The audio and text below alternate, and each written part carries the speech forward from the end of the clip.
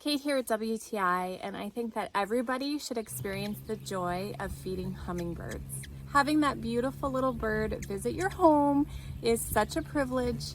I love having these hummingbird feeders from JALAMWANG. It comes in a set of 2. They are so pretty. It's made of a beautiful hand-blown glass. It has a gorgeous, intricate design. I love the shape of it.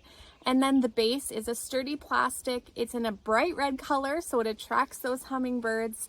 It has nice little perches on the side. You can hear a hummingbird right now. I don't know if you heard that. They absolutely love this feeder.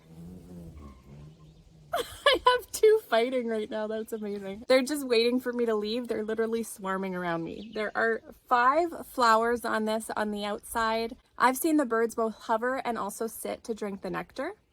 It's very simple to fill. The bottom unscrews. You make your hummingbird water, which is 1 part sugar, 4 parts water. You dissolve that up and you fill your feeders and they will come.